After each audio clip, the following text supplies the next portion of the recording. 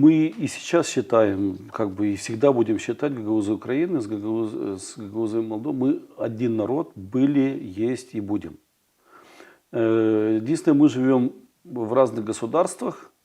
И плюс, соответственно, несмотря на то, что политика обоих государств, центральных властей одинаковая примерно, проевропейская, и осуждающая агрессию украинскую, четкая позиция центральных властей Молдовы, это осуждение той несправедливой, ужасной войны и агрессии Российской Федерации, нарушающей все международные законы, международные понятия. Удивительная политика местных властей Гагаузии.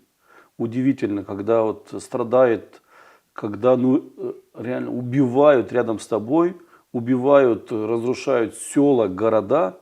Для нас, гагаузов Украины, очень удивительно и обидна позиция сегодняшних властей Гагаузии. Она для нас категорически неприемлема. Если еще до 2014 года примерно видение отношения к России, к российскому государству было примерно одинаковое, что гагаузов Украины, что гагаузов Молдовы, то после 2014 года она начала кардинально меняться. А с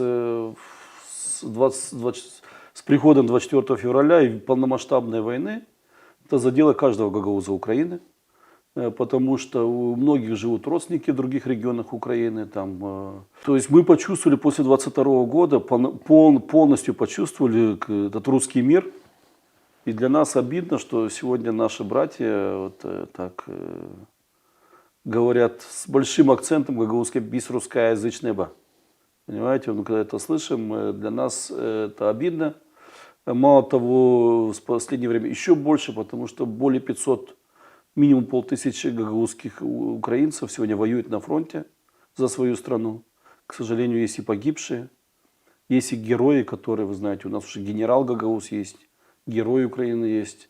У нас есть много солдат и офицеров гагаузов, которые награждены тоже высокими орденами. Я знаю, вот уроженец, кстати, Чедарлунги, Гагаузии, в Николаевской бригаде служит. Он начинал войну майором, уже полковник.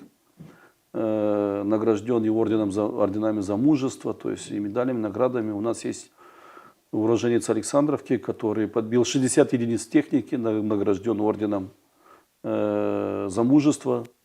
И еще там несколько орденами. Представляете, один человек подбил 60 единиц техники, в том числе 14 танков.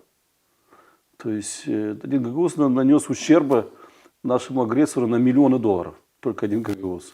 Вот так вот. Вот такая разница сегодня. Сравните между молдавскими гагаузами и украинскими.